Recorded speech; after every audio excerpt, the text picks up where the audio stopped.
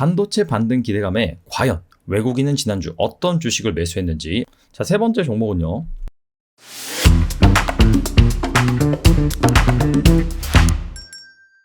삼성전자가 연중 최고가를 경신을 했습니다. 지난주 금요일 3.2% 상승을 해서 드디어 68,000원을 넘겼죠. 7만 전자가 눈앞에 펼쳐진 상황입니다. 이에 따라서 소부장 업체들도 동반 상승을 했는데요. 업종 상위, 태화 상위를 보면은 죄다 반도체 업체인 것을 알 수가 있습니다. 반도체 주식의 상승세는 간밤에 미국 증시에서 AI 기대감, 반도체 바닥 탈출 기대감이 영향을 미치면서 특히나 이 엔비디아 등을 중심으로 해서 반도체 주식들이 올랐습니다. 지난 4월 삼성전자가 이 컨퍼런스 콜을 열면서 감산을 하겠다라고 발표한 이후에 이번이 두 번째 동반 급등세입니다. 반도체 반등 기대감에 과연 외국인은 지난주 어떤 주식을 매수했는지 알아보도록 하겠습니다. 첫 번째 종목은요, 한미 반도체입니다. 외국인 투자자가 195억 원어치를 지난주에 순매수를 해서 코스피 14위에 해당이 됩니다. 코스피 14위다. 그렇게 높은 것 같지 않지만은, 자, 그럼에도 불구하고 한미 반도체 순위가, 시가총액 순위가 코스피 100위 안에 들지 못합니다. 2조 5천억 정도 규모입니다. 중형주 사이즈인데 그럼에도 불구하고 코스피에서 외국인 순매수 14위에 자리했다는 것은 그만큼 많이 샀다. 그렇게 볼 수 있는 부분이고요. 엔비디아가 이 목요일장에서 5% 급등을 했습니다. 엔비디아가 자타가 공인하는 AI 대장주로 각광을 받고 있죠. 이 가운데 한미 반도체 역시 이 엔비디아 수혜주로 엮여있는 상황입니다. 엔비디아가 주력으로 생산하는 품목이 GPU인데 이 GPU가 AI의 필수 반도체다라는 인식이 각인되어 있습니다. 대표적인 이 시스템 반도체로는 CPU, GPU가 있는데 CPU는 상당히 똑똑합니다. 하지만은 10개의 문제가 있다라고 한다면은 아무리 똑똑해도 이 10개를 동시에 풀 수 없습니다. 1번 문제를 풀어야 2번 문제를 풀 수 있고 3번 문제를 풀 수 있는, 즉 이렇게 직렬 방식으로 순서적으로 문제를 해결을 합니다. 단 GPU 같은 경우에는 CPU와 비교를 해보면은 그만큼 똑똑하지 못합니다. 자, 그럼에도 불구하고 10개 문제를 동시에 풀 수 있다. AI 같은 경우에는 수많은 빅데이터를 동시에 처리를 해야 되기 때문에 CPU보다는 GPU가 적합하다라는 게 전문가들의 의견입니다. 자, 그렇기 때문에 엔비디아가 이 GPU로 인해서 최대 수혜주로 꼽히고 있는데, 이 오픈 AI를 구동하는 GPU에는 메모리가 같이 들어가는데 SK 하이닉스의 HBM3 메모리가 탑재가 됩니다. HBM이 뭐냐면은 하이 밴드위드 메모리라고 해서 원래 낸드 플래시가 적층해서 쌓죠. 아파트처럼 뭐 128단, 뭐 190 몇 단 이런 식으로 쌓는데 D램 역시 적층하는 방식을 HBM이라고 합니다. 자, 그래서 고대역폭 메모리를 형성하는 건데 총 12단을 적층한다라고 해요. 근데 이 메모리를 적층을 하면은 이 정기적인 특성을 연결을 해야 됩니다. 자, 그래서 이 적층한 메모리에다가 구멍을 뚫습니다. 쉽게 말하면은 아파트의 엘리베이터를 만든다라고 보시면 되는데, 여기에 사용되는 장비가 TSV, 실리콘 관통 전극입니다. 자, 이거를 한미 반도체가 우리나라에서 거의 유일하게 생산을 하고 있습니다. 뭐 독점이다, 1위다 이런 워딩은 없지만은 제가 찾아보니까 TSV를 의미 있게 만드는 업체가 우리나라에서는 한미 반도체더라고요. 한미 반도체는 후공정 첨단 패키지 공정용 장비를 생산을 하는데, 앞서 말씀드린 이 TSV가 포함되는 본딩 장비, 그 다음에 MSVP, 패키지 절단, 세척, 건조부터 적재까지 일괄 프로세스를 담당하는 장비, 그 다음에 카메라 모듈 장비, EMI 실드 장비, 기타 여기에 들어가는 부품을 만드는 다양한 그런 첨단 패키지 공정용 장비 및 소모품을 생산을 합니다. 실적은 최근에 별로 좋지 못해요. 반도체 업황 부진으로 1분기 실적은 부진했는데 2분기 역시 별로 좋지가 않습니다. 턴어라운드는 하반기에 가능할 것으로 예상이 되고 있습니다. 자, 그런데 이 엔비디아의 GPU와 맞물려서 최대 AI 반도체 수혜주로 떠오르고 있습니다. 자, 그래서인지 실적은 별로 좋지 못하는데 주가는 보시다시피 저세상 그런 기업 같은 모습을 보여주고 있습니다. 상당히 긍정적인 흐름을 보여주고 있는데, 제가 봤을 때는 신규 매수자의 진입 영역은 아닌 것 같고 기존 보유자라든지 아니면 트레이딩에 능한 그런 분들의 영역인 것 같습니다. 자, 이렇게 많이 올랐음에도 불구하고 한미 반도체를 말씀드린 이유는 한미 반도체가 현재 소부장 대장주입니다. 그래서 이 한미 반도체의 주가가 다른 그런 소부장 기업들의 영향을 줄 수 있기 때문에 참고 삼아 볼 필요도 있을 거라고 생각이 됩니다. 자, 두 번째 기업은요, 동진 세미캠입니다. 동진 세미캠은 외국인이 지난주 229억 원어치를 순매수를 해서 같은 기간 코스닥 3위입니다. 동진 세미캠 같은 경우에는 국산화 소부장 대장주라고 볼 수 있습니다. 2019년 일본이 수출 규제를 실시를 하면서 국내 반도체 소부장 업체들의 국산화가 펼쳐졌는데 그 중에서 가장 핵심적인 기업을 꼽는다라고 한다면 동진 세미캠이라고 볼 수가 있겠죠. 삼성전자가 미국에 동반 진출을 하기도 했고요. 삼성전자가 테일러시의 파운드리 공장을 증설한다고 밝히자 동진과 솔브레임이 같이 USA 법인을 설립하겠다라고 밝힌 부분도 있죠. 동진 세미캠이 왜 삼성전자 국산화 소부장 수혜주 대장주라고 불리느냐? 바로 EUV 포토 레지스트를 개발을 했기 때문입니다. 현재 삼성전자는 한 개 반도체 공정 레이어에 동진 세미캠의 EUV 포토 레지스트를 사용한 것으로 알려져 있습니다. 자, 최근에 1분기 실적을 발표를 했는데 생각보다 상당히 잘 나왔습니다. 근데 이 동진 세미캠의 1분기 실적이 왜 이슈가 됐느냐?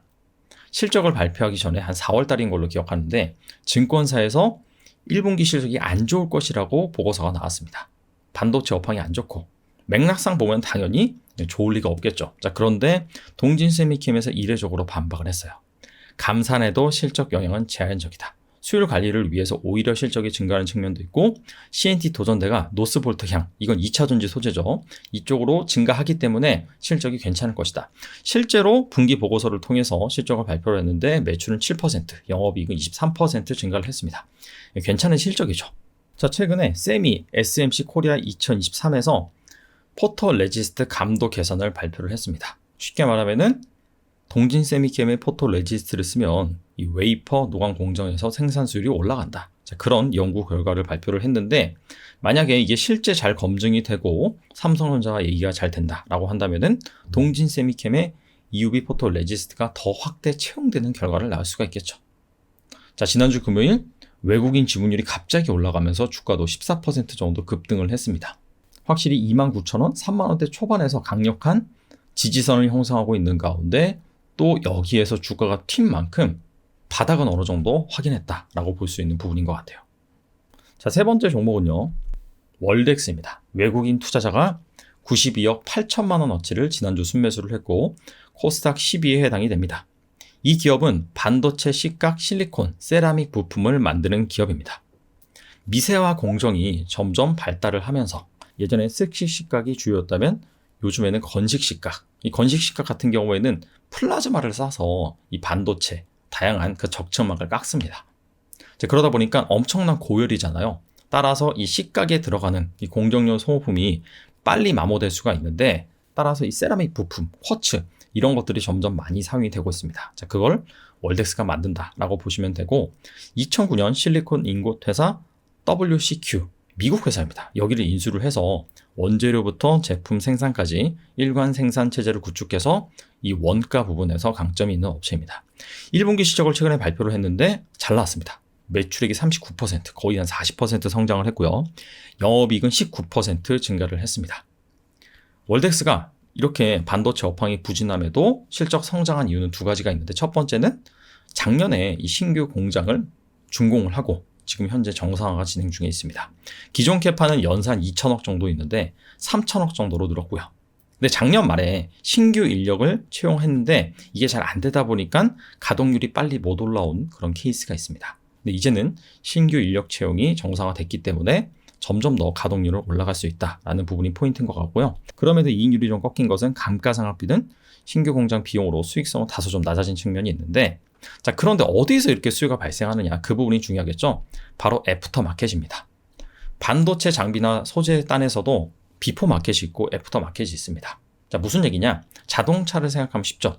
자, 우리가 자동차가 계속해서 운행을 하다 보면 노후화되고 그러면은 부품을 교환해 줘야 되는 시기가 옵니다. 자, 근데 정품을 그대로 쓰게 되면은 상당히 비싸죠. 그래서 애프터 마켓 제품을 많이 사용하기도 합니다. 반도체도 마찬가지다라고 보시면 됩니다. 특히나 지금과 같이 업황이 좋지 않을 때는 비포 마켓보다 애프터 마켓 수요가 증가하는 경향이 있습니다. 월덱스가 이 애프터 마켓에 들어가는 소재를 많이 만듭니다. 2018년, 2019년 이때도 반도체 업황이 상당히 안 좋았죠. 자, 이때도 매출액이 월덱스 같은 경우에는 10%에서 20% 정도 증가한 케이스가 있습니다. 자, 그런 부분에 있어서 어떻게 본다면은 이 반도체 불황에도 수혜가 되는 그런 종목이다라고 볼 수 있는 부분이 있고요. 장기적으로 봤을 때 유망한 게 시스템 반도체 비중이 높고 삼성, SK 하이닉스뿐만 아니라 TSMC, 인텔, 마이크론 등 매출처도 다변화되어 있는 상황입니다. 주가 차트를 보면 확실히 이 애프터마켓 수혜주다 보니까 올해 들어서 반도체 업황이 좋지 못함에도 불구하고 외국인 지분율이 꾸준히 올라가면서 주가도 우상향한 가운데 최근에 좀 조정을 받았다가 다시금 지난주 급등하는 모습입니다. 외국인 지분율이 올라가는 그런 추이와 함께. 자, 지금까지 외국인이 많이 사들인 반도체 주식을 알아봤는데, 그렇다면 외국인은 이 증시에서 어떤 주식을 많이 사들였는지 코스피, 코스닥 살펴보면은 코스피 같은 경우에는 앞서 말씀드린 것처럼 반도체 비중이 압도적이에요. 거의 80%를 이 반도체로 담았다라고 볼 수가 있고, 삼성전자 우선주, SK 하이닉스 당연히 많이 담았고, 기타 소부장 업체도 많이 담았습니다. 코스닥 같은 경우에도 반도체 비중이 30%입니다. 코스닥 1위부터 10위까지 보면은 2차 전지, 바이오 이런 주식들이 대부분인데 반도체 주식을 많이 담았다라는 것은 정말 많이 샀다 이렇게 볼 수 있는 부분이고요. 그 밖에 미디어도 많이 샀죠. 사실 미디어를 가장 많이 샀습니다. 미디어 주식은 별로 없어요. JYP, SM, YG 엔터테인먼트. 그 밖에 주식은 좀 사이즈가 작죠. 자, 그럼에도 불구하고 미디어를 상당히 많이 담았다.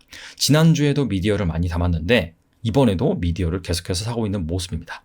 미디어 같은 경우에는 1분기 어닝 서프라이즈가 나왔죠. 그리고 올해 업황도 긍정적일 것으로 예상이 되고 있는 상황입니다. 자, 그래서 이 외국인이 사들인 그런 주식을 보면은 실적이 엄청나게 잘 나온다든지 아니면은 이 바닥을 통과하면서 앞으로 실적이 좋아질 만한 반도체 같은 그런 기업들을 사들였다는 것이죠. 그래서 여러분도 이런 수급 동향을 살펴보면서 주목하는 투자 아이디어가 무엇인지 확실하게 숫자가 찍히고 바닥 탈출 기대감이 있는 그런 종목을 잘 찾아보셨으면 좋겠습니다. 정리해 보겠습니다. 지난 4월 삼성전자가 컨퍼런스 콜에서 반도체 감산을 발표한 이후에 이번에 두 번째 반도체 기업들이 동반 급등을 했습니다. AI 기대감도 있고 반도체 업황이 바닥을 다지고 상승한다는 그런 기대감이 있기 때문인데 시장에서는 2분기까지는 안 좋고 3분기부터는 본격적으로 실적 턴어라운드가 시작이 될 것이다 라는 기대감이 형성돼 있습니다.